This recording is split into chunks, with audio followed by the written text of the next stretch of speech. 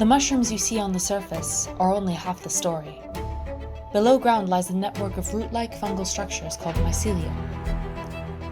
Interlacing strands of this mycelium connect trees, allowing them to share nutrients and communicate with one another. These membranes are aware, react to change, and collectively have the long-term health of the host environment in mind.